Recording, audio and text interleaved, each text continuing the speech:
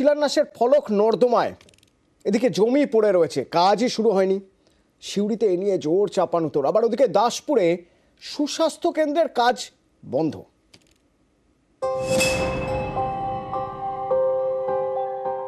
বীরভূমের সিউড়ি ২ নম্বর ব্লক, এখানকার ইন্দ্রগাছা গ্রাম পঞ্চায়েত এলাকায় উপস্বাস্থ্য কেন্দ্রের দাবি দীর্ঘদিনের। সেই মতো ২৩-এর পঞ্চায়েত ভোটের আগে শিলান্যাস হয়, কিন্তু ওই পর্যন্তই, কাজ আর এগোয়নি। শিলান্যাসের ফলক পড়ে রয়েছে নর্দমায়, কিন্তু আদৌ কি কাজ শুরু হবে, এ নিয়ে সংশয় বাসিন্দারা। তৈরি হয়েছে ক্ষোভ। স্বাস্থ্য কেন্দ্র হওয়ার জন্য ঘটা করে ব্যবহার করা হয়েছিল, ব্যবহৃত, বুঝলেন, কিন্তু এখন তো কিছু দেখতে পাচ্ছি না। এখানে একটা শিলান্যাস হয়েছিল, সিমেন্টের নাম লেখা ছিল, সেটা ছিল, তারপর তো শিলান্যাস দেখতে পাওয়া যায়।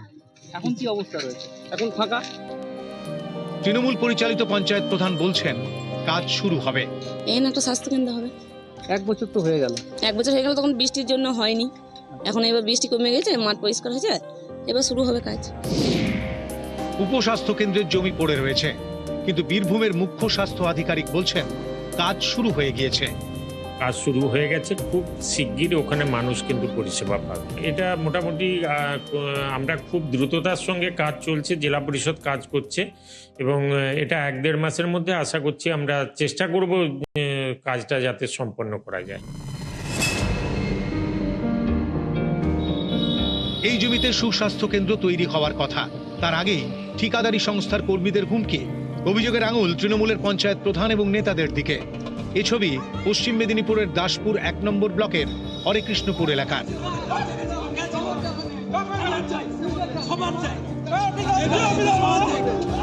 দাসপুরের বাসুদেবপুর গ্রাম পঞ্চায়েত এই এলাকাতেই সুস্বাস্থ্য কেন্দ্র তৈরির জন্য জমি চিহ্নিত করেছিল স্থানীয় গ্রাম পঞ্চায়েত এবং ভূমি ও রাজস্ব দফতর।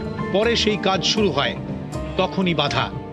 আমরা চাইছি যে এখানে যখন টাকা পাস হয়েছে, এখানে স্বাস্থ্যকেন্দ্র হওয়ার জন্য আমাদের এখানেই হতে হবে। এই নিয়ে মানে আমরা সাধারণ পাবলিকের সাথে নেতাদের সাথে গন্ডগোল হয়। আপনি আবার টেবিলে আসবেন, গ্রাম পঞ্চায়েত অফিসের টেবিলে আসবেন, আপনাকে বিষয়টা গ্রাম পঞ্চায়েতের টেবিলে তো আমি টেবিলে তো গিয়েছিলাম, আপনি থাকেননি, কালকেও গিয়েছিলাম, পরশুও গিয়েছিলাম। আসবেন আপনার সুবিধা মতো, আমি বলবো বিষয়টা। আজকে খুবই ব্যস্ত। না, ধমক দেওয়ার খবর আমার কাছে কিন্তু সেইভাবে নেই। ডিএম সাহেব বা এডিএম স্যার ওই যেভাবে বলছেন, আমি কিন্তু সেইভাবে এগিয়ে যাচ্ছি এবং কাজ কিন্তু এর শুরু কিন্তু করে দিয়েছে, আর আমরা ইমিডিয়েট আমরা ওটাকে চালু করে দিচ্ছি কাজ।